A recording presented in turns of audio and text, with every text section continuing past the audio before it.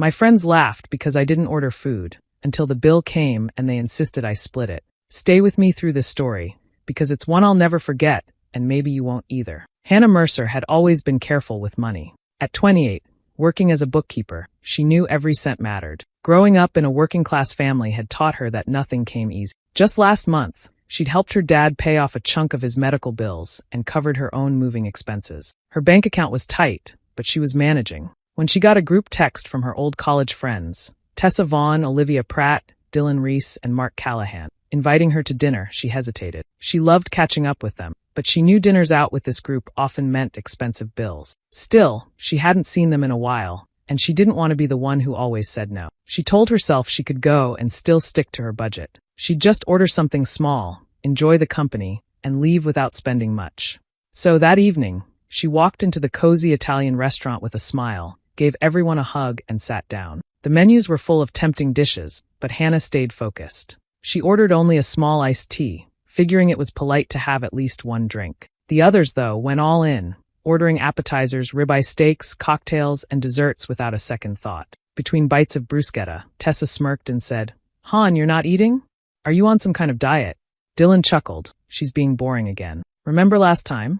Just soup and water. Hannah laughed softly, waving it off. "I'm just not that hungry," she said. Inside, she felt a little embarrassed, but she reminded herself that her choice was about being responsible, not about fitting in. The table was lively. Stories about work drama, weekend trips, and dating updates flew back and forth. Hannah enjoyed listening, sipping her iced tea, and feeling glad she'd come out despite her worries. For most of the night, she felt comfortable, almost forgetting about her tight budget. Then the server dropped the bill in the center of the table. Hannah's stomach sank when she saw the total, $320. Tessa picked it up and, without missing a beat, said, "Let's just split it evenly. Makes life easier." Hannah blinked. I only had the tea." Dylan rolled his eyes. "Don't be that person, Han. We're friends. We share."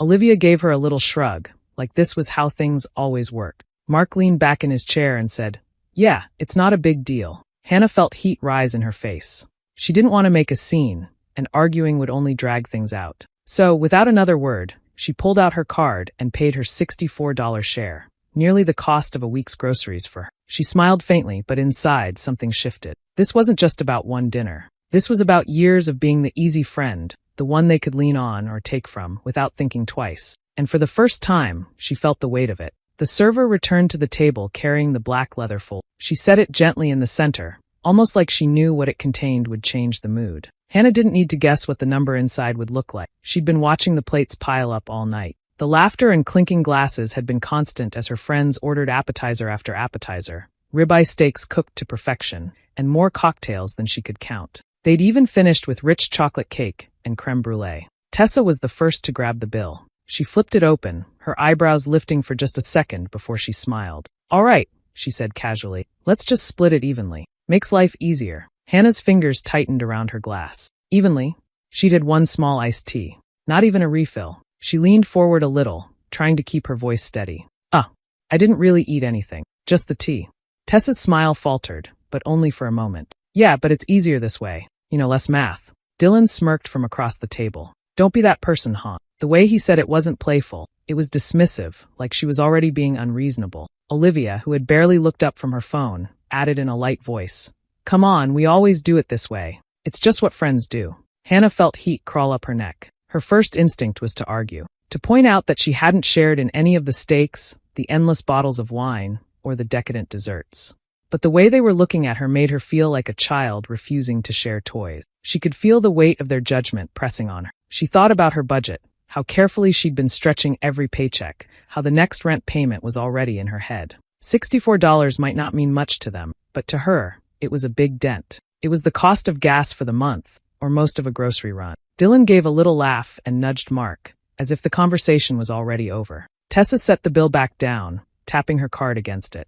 "Come on, let's just all put in our share. We'll be out of here in no time." Hannah swallowed hard, forcing a small smile. She didn't want to be the reason the night ended awkward. Without another word, she reached for her wallet and slid her card onto the table. As they waited for the server to return, the conversation picked back up like nothing had happened. Hannah nodded and smiled at the right moments, but her mind was elsewhere. The iced tea in front of her was watered down now, the ice melted into a pale swirl. When the receipt came back, she signed her name quickly, folding it without looking at the total again. But deep down, she knew something had shifted. It wasn't about the $64. It was about the quiet humiliation of being cornered, the realization that these people she'd called friends didn't see her the way she saw them. And though she didn't say it out loud, a small voice in her mind whispered, never again. On the ride home that night, Hannah replayed the dinner over and over in her head. The laughter, the teasing, the way Dylan's smirk lingered when he told her not to be that person. At first, she told herself maybe it wasn't that big of a deal. Friends split bills all the time. But then, like a slow trickle turning into a flood, memories began to surface. There was the time she'd bought everyone concert tickets months in advance because it's easier if one person books it. Tessa had promised, "We'll all pay you back right after payday." 2 of them did. The other 2, well, they forgot. She'd brought it up once, awkwardly, and gotten vague excuses, something about a lost wallet, an unexpected bill, and, "Oh, I'll send it to you next week." The money never came. Then there was that weekend trip a couple years back. They'd all been at the grocery store stocking up, and somehow she ended up paying for half the cart. "We'll even it out later," Dylan had said. Later never came. She remembered standing in her kitchen afterward, looking at her bank account and realizing that her share had been twice what it should have been. The more she thought about it, the more it was clear. This wasn't a one-time misunderstanding. This was a pattern. They'd been doing it for years, little by little, dressing it up as friendship. And she had gone along with it, because she hated conflict, because she thought being the easygoing friend made her good company. But now, all she felt was used. Over the next few weeks, Hannah started to step back. She didn't rush to reply in the group chat. She turned down casual hangouts, claiming she was busy with work. When she did see them, she kept her wallet closed, avoiding situations where she could be cornered into paying. It didn't take long for someone to notice. One evening, her phone buzzed with a message from Tessa. "Hey, hope we're cool? You've been kind of distant lately." Hannah stared at the screen for a long moment. Part of her wanted to lay it all out. Every unpaid debt, every time they'd taken advantage of her. But she knew how that would go. They'd brush it off, turn it into a joke, or worse, make her feel like she was overreacting. So she typed back something polite. "Yeah, all good. Just been busy, you know how it is." She hit send and set the phone down. But inside, something had shifted for good. She wasn't going to confront them outright, at least not yet. Instead, she was already imagining ways to step out of this so-called friendship on her own terms. Quietly, without warning. It wasn't about getting even. Not yet. It was about making sure they could never pull her into one of their little splits again. And as she lay in bed that night, staring at the ceiling, the beginnings of an idea started to form. This time, she promised herself she'd be ready. A few weeks later, Hannah was home on a quiet Thursday evening when her phone lit up with a message from Tessa. "Hey, we're doing Olivia's birthday dinner this Saturday at that new seafood place downtown. You have to come." Hannah felt her stomach tighten. She knew the place. White tablecloths, glistening lobster tanks, the kind of menu without prices listed. She typed back honestly, "I don't think I can swing it right now. Things are tight." Seconds later, Tessa replied, "Oh, come on. It's Liv's birthday. You can't skip this one." Then Olivia herself chimed in, "It wouldn't be the same without you." Dylan followed with, "You can just get something small. It's about the company, not the food." Hannah sighed. She hated feeling like the difficult one. Against her better judgment, she finally wrote, "All right, I'll be there." But she made herself a promise. She'd order the cheapest thing on the menu and keep the night as low cost as possible. Saturday came, and the restaurant was as fancy as she'd imagined. Dim lighting, soft music, waiters gliding between tables. The group was already at a corner booth, laughing loudly, glasses of wine in hand. Almost immediately, they began ordering bottles of wine, not glasses, bottles. Appetizers followed, crab cakes, shrimp cocktails, oysters on ice. Hannah smiled politely, sipping her water. When the waiter came to her, she ordered just a side salad. "That's all?" he asked, pen hovering over his notepad. "Yes, thank you," she said, trying not to feel self-conscious. The others didn't notice, or maybe they didn't care. Their table filled with lobster platters, buttery scallops, and steaming bowls of chowder. The scent was incredible, but Hannah kept her focus. Hours later, when the dessert menus appeared, Hannah declined again. "None for me," she said. Tessa ordered creme brulee anyway, Mark got cheesecake, and Dylan decided they should all share a plate of truffle. By the time the check arrived, Hannah was almost relieved the night was ending, until she saw the number. Over $500. Tessa reached for the bill with a practiced E. "All right, let's split it evenly again." This time, Hannah didn't stay quiet. "I didn't have any of that. Just a salad and water." Dylan gave a short laugh. "We've been over this, hon. It's what friends do." Mark leaned back, raising an eyebrow. "Wow, you've gotten tight lately." His tone was laced with judgment. like she was being cheap on purpose. Hannah felt the familiar flush of embarrassment, but beneath it was something sharper. She took out her wallet, placed her card on the table, and said nothing. But inside, her decision was made. As she signed the slip later, she didn't feel the usual mix of guilt and frustration. Instead, she felt cold clarity. This would be the last time they'd corner her like this. Walking out into the cool night air, she knew one thing for certain. The next time they tried to use her, she'd be ready. And they wouldn't see it coming. It was a week after Olivia's birthday dinner when the group chat lit up again. This time, it was about their annual weekend getaway, a cozy Vermont cabin in the mountain. Cabin trip next month. Who's in? Tessa had typed, adding a flurry of snowflake emojis. Hannah stared at the message, her mind ticking. She already knew how these trips worked. They'd share costs, which somehow always ended up with her paying more than her fair share. Last year, she'd covered a rental deposit that took 3 months to get back. Another time, she'd bought all the snacks for everyone, only to end up eating almost none of them. She almost typed "I can't make it," but then paused. An idea began to take shape, slow at first, then sharper. She could go. She could join in. But this time, she'd make sure the numbers worked in her favor. She pictured herself buying her own groceries, just for her, and not touching a single thing they bought. No shared pizzas, no group wine runs. And if they wanted to split things evenly? Fine.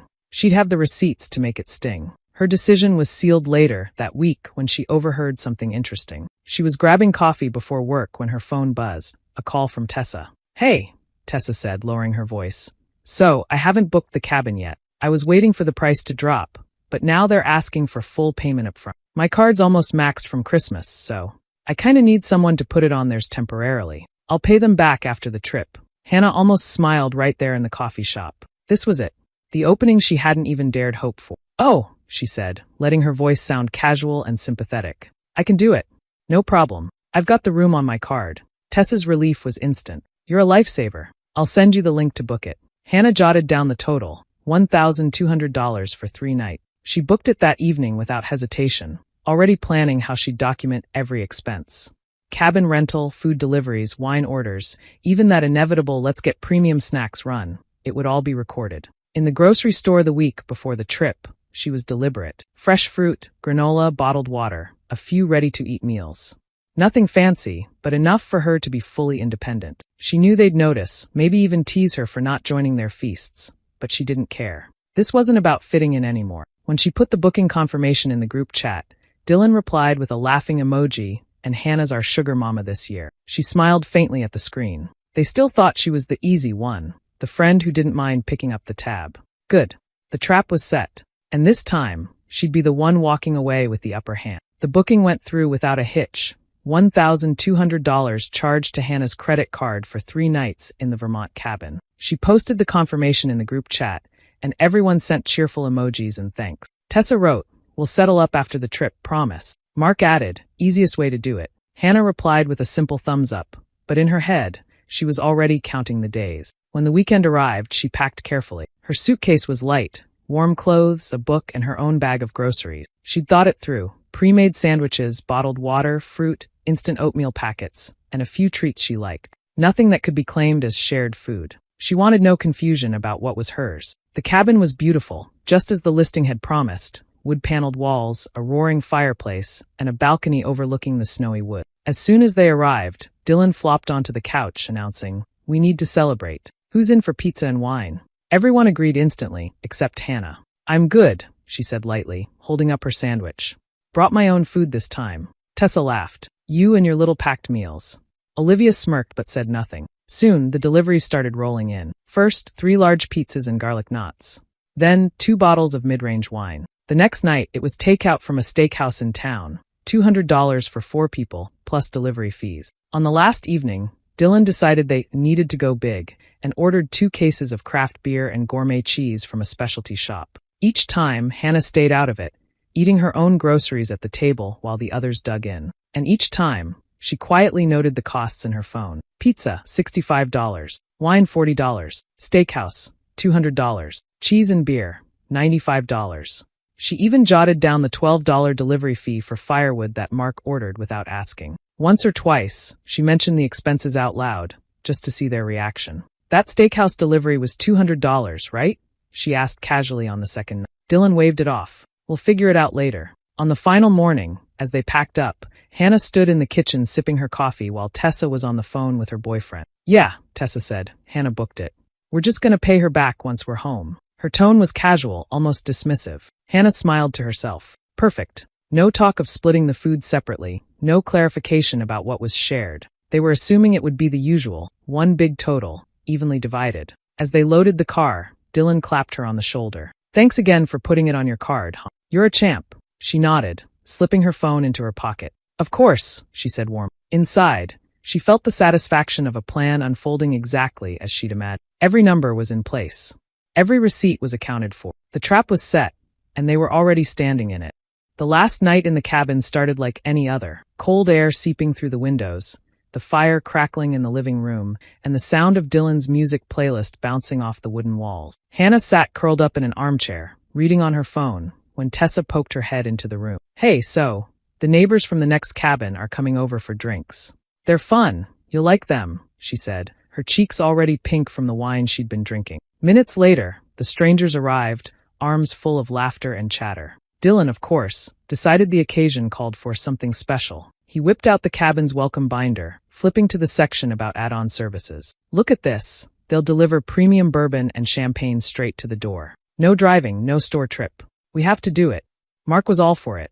Olivia didn't even ask the price. Tessa waved her hand dismissively and said, Put it on the cabin tab. We'll settle up later. Hannah's lips twitched in a faint smile. She knew cabin tab meant the charges would be added to her booking invoice, the one that was already sitting neatly in her email, ready to be tallied up with everything else. Sure, she said casually. Go ahead. She made a mental note. Premium alcohol delivery, $185 plus tax. She typed it into her phone's expense log before the bottles even arrived. When the champagne popped, the room buzzed with energy. Glasses clinked, music played louder, and conversation spilled over into laughter. Hannah stayed mostly on the edges, sipping her water and watching them loosen up more and more. Somewhere between Dylan's third glass of bourbon and Tessa's fourth refill of champagne, the joke started. Hannah's our sugar mama this weekend, Dylan declared, his words slightly slurred but full of amusement. Tessa giggled, pointing at her. Seriously though, she's funding our mountain getaway. Olivia laughed and Mark added, we should get her a trophy or something. Hannah smiled back, keeping her voice light.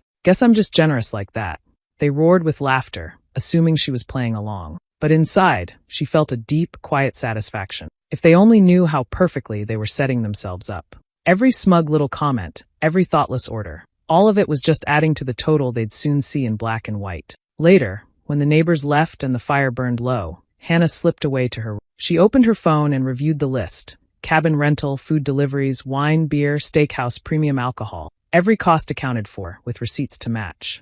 In the morning, they'd all pack up and head home, still laughing about their sugar mama weekend. And then they'd get the bill. Hannah set her phone on the nightstand, the faint hum of music still drifting from the living room. She closed her eyes with a small, contented smile. They thought they were getting the best of her, but the truth was she'd already won. 2 days after they got home from Vermont, Hannah sat at her kitchen table with her laptop open and a neat pile of receipts beside her. The cabin invoice had arrived in her email earlier that morning, and she'd already matched it against her notes from the trip. She double-checked every number, every charge, cabin rental, takeout orders, wine deliveries, the steakhouse splurge, the premium bourbon and champagne on the last night. When she was done, the total stared back at her, $1,840. She opened the group chat and typed, Hey everyone, here's the breakdown from the trip. She attached a tidy spreadsheet she'd made. Cabin rental, $1,200. Pizza and wine, $105. Steakhouse delivery, $200. Craft beer and cheese,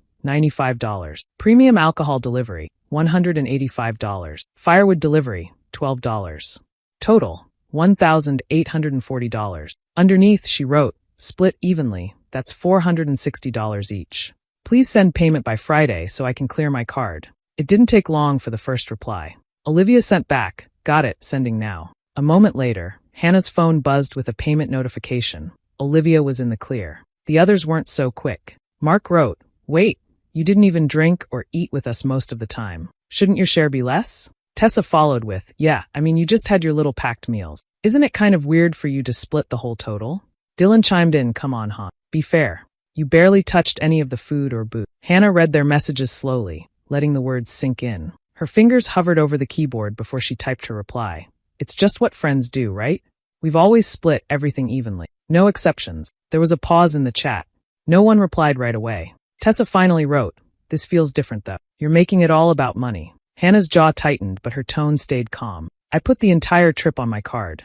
Every order, every delivery, it all went through me. We all agreed to settle up after. I'm just asking for the same thing we've done every time before." Mark sent back, "Still $460 is steep." Hannah's next message was short and firm. "Deadline is Friday. If I don't receive payment, I'll have to follow up directly with each of you." She hit send and set her phone down. Her heart was steady. She didn't need to argue or explain further. The numbers spoke for themselves. They'd all been happy to pile on charges when they thought she'd quietly absorb them. Now, for once, they'd see the other side of the deal. By the end of the day, Olivia remained the only one who'd paid. But Hannah wasn't worried. She knew that when Friday came, the rest would have a choice: pay up or face a very different kind of conversation. Either way, this time, she was the one in control.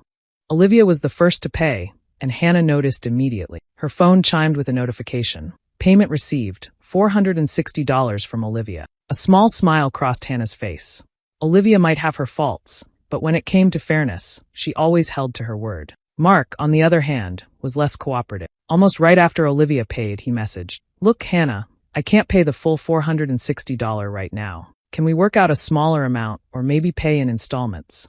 Hannah took a deep breath but stayed firm. She replied, "Mark, the amount is what it is. This is what we agreed on. Please pay the full amount by Friday." Mark didn't reply after that, which Hannah took as a silent protest. But she wasn't about to back down. Then Tessa sent a bitter message to the group chat. "It's sad how money changes people. I thought we were friends, but I guess not." The tone was sharp, almost accusing. Hannah read it, feeling a mixture of disappointment and quiet satisfaction. It was clear Tessa felt cornered, but Hannah wasn't about to apologize for standing up for herself. Dylan was the most stubborn. He flat out refused to pay.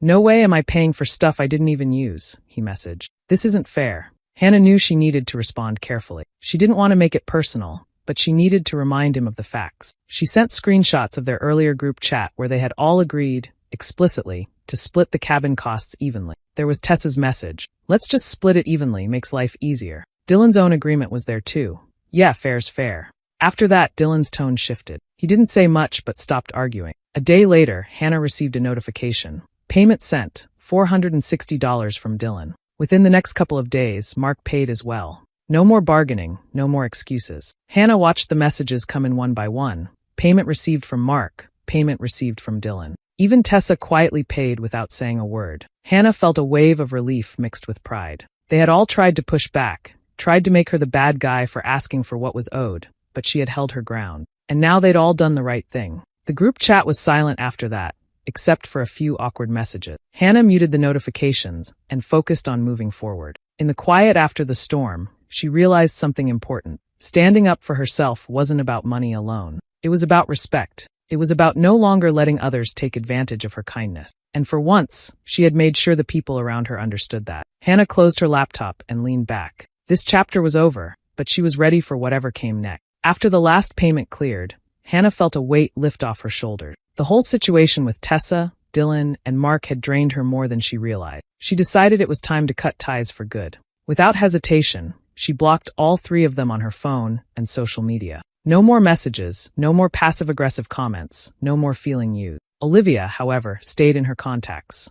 They weren't close anymore, more like distant acquaintances who checked in occasionally. Olivia wasn't perfect, but she had respected Hannah enough to do the right thing when it mattered. That was enough. With the money from the trip repayment sitting safely in her account, Hannah decided to treat herself. She chose a small, cozy restaurant she'd always wanted to try, but never felt she could afford. It felt good to finally indulge without worrying about splitting the bill or hiding behind a tiny iced tea. Sitting alone at the table, she ordered a rich, juicy steak, a creamy pasta, a glass of red wine, and a decadent chocolate dessert. Each bite reminded her that she deserved this, a break from years of stretching every dollar and putting others' needs before her own. As she savored the meal, a calm satisfaction settled in her chest. This was more than just a dinner. It was a quiet victory, a symbol that she was no longer willing to let people take advantage of her kindness or guilt her into unfair situations. Funny thing was, that night, she didn't split the bill with anyone. What do you think about Hannah's decision to finally walk away from those friends?